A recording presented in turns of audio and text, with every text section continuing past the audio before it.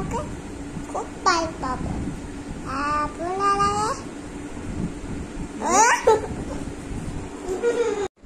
নমস্কাৰ welcome to my YouTube channel আপোনালোক সকলোকে মোৰ ইউটিউব চেনেললৈ স্বাগতম জনাইছো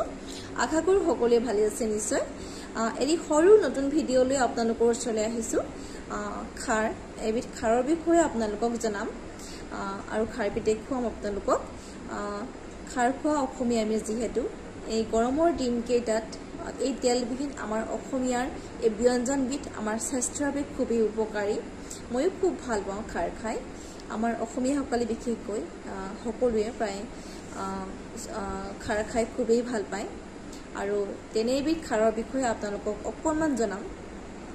এয়া হৈছে মাটিমাহৰ খাৰ মাটিমাহ গছৰ পৰা কেনেদৰে খাৰবিধ তৈয়াৰ কৰা হয় তাৰ বিষয়ে অকণমান আপোনালোকক জনাম আৰু খাৰবিধ আপোনালোকক দেখুৱাম গছবিলাক পুৰত হৈ মাটিমাহৰ বীজখিনি উলিওৱাৰ পাছত গছবিলাকৰ যিখিনি অৱশিষ্ট অংশ ৰৈ যায় যেনে ধৰক শিপা গোৱা গছ এইবিলাক শুকান এইবিলাক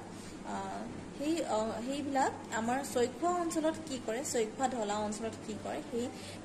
অঞ্চলৰ কৃষকসকলে সেইবিলাক পেলাই নিদি তাৰ পৰা সেই গছবিলাক পৰি তাৰ পৰা এবিধ খাৰ প্ৰস্তুত কৰে মাটিমাহ গছৰ খাৰ যি ধৰণে আমি কলাখাৰ প্ৰস্তুত কৰোঁ ভীমকলৰ বাকলিটো শুকুৱাই পুৰি তাৰ পৰা যেনেদৰে ছাইটো পানীৰ সৈতে মিক্স কৰি খাৰবিধ প্ৰস্তুত কৰোঁ ঠিক তেনেদৰে সেই অঞ্চলত কৃষকসকলে কি কৰে সেই মাটিমাহৰ গছবিলাক পৰি সেই ছাইখিনি পাউডাৰ নিচিনাকৈ ৰাখে কিছুমানে অকণমান পানী দি বলৰ নিচিনাকৈ বনাই গোটেই বছৰটোৰ কাৰণে ষ্ট'ৰ কৰি ৰাখে এই খাৰবিধ কলাখাৰৰ দুগুণে ষ্ট্ৰং কলাখাৰ যদি আমি 1 চামুচ দিওঁ কিন্তু এই মাটিমাহৰ খাৰবিধ আধা চামুচ দিলে হৈ যায় আৰু ইয়াৰ এটা খুব ধুনীয়া সুগন্ধ আছে আৰু যি ধৰণৰ খাৰ আমি নবনাও লাগিলে কিয় এই খাৰবিধ যদি দিয়া হয় সোডা খাৰৰ সলনি আমি খাৰবিধ যদি ব্যৱহাৰ কৰোঁ তাৰ সেই ব্যঞ্জনবিধৰ সোৱাদ তাৰ দুগুণে বাঢ়ে আৰু আপোনালোকেও যদি আগতে ইয়াৰ বিষয়ে জনা নাছিল আৰু বহুতেই চাগে মাটিমাহৰ গছবিলাক পেলাই দিয়ে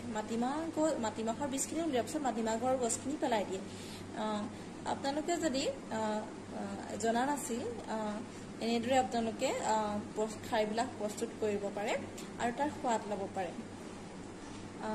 খাৰবিলাক এনেধৰণৰ এই মাটিমাহৰ গছৰ পৰা পুৰি উলিওৱাৰ পিছত এই ছাইবিলাক এনেধৰণৰ এয়া খাৰ মাটিমাহৰ খাৰ